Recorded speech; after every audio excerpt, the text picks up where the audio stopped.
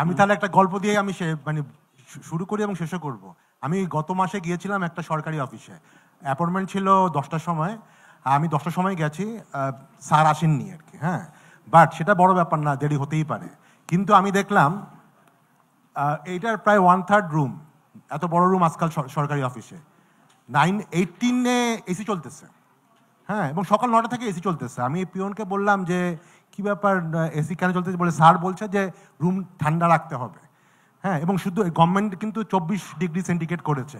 আমি জানি না আমার এখন ঠান্ডা লাগতেছে এখানে কত degree, but this is the reality. আপনি এখন যে কোনো বিমানে যখন উঠবেন 30 আর 40% দেখবেন সরকারি কর্মকর্তারাও না, এখন কিন্তু পিএসরাও প্রতিদিনই ট্রাভেল করছে। আমার পয়েন্ট হচ্ছে, আমার একটাই শুধু এখান থেকে হাই লেভেলের ব্যাপার, আমরা সব সময় বলছি ট্যাক্স জিডিপি রেশিও। আমরা কিন্তু কেউই কখনো এফিসিয়েন্সি অফ গভর্নমেন্ট, গতকাল যেটা হোয়াইট স্যার বলেন, আমাদের অনেকেরই টিচার, যে সরকার ভয় পায় এই জায়গাটায় হাত দিতে, কিন্তু সরকার ভয় পায় না মোবাইল ফোনের উপর ট্যাক্স বা অন্য যে কোনো জায়গায় করতে।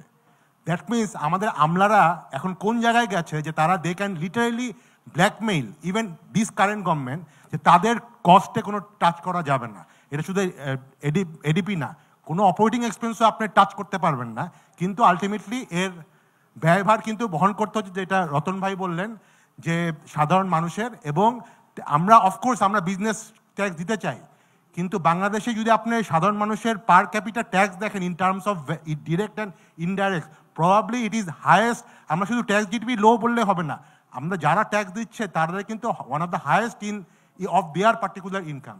তো এই জিনিসটা দিয়ে আমি শেষ করলাম। ফিলোসফিক্যাল জায়গা, যতক্ষণ পর্যন্ত না আপনি ব্যয়টাকে এথিক্যাল করতে পারবেন, এফিশিয়েন্ট করতে পারবেন, সরকারের রাষ্ট্রের রাইট নাই সরকারের উপরে এক্সট্রা ট্যাক্স দেওয়া। আমি একটু বলে শেষ করবো। ধন্যবাদ। ধন্যবাদ। Important point. আপনার কাছে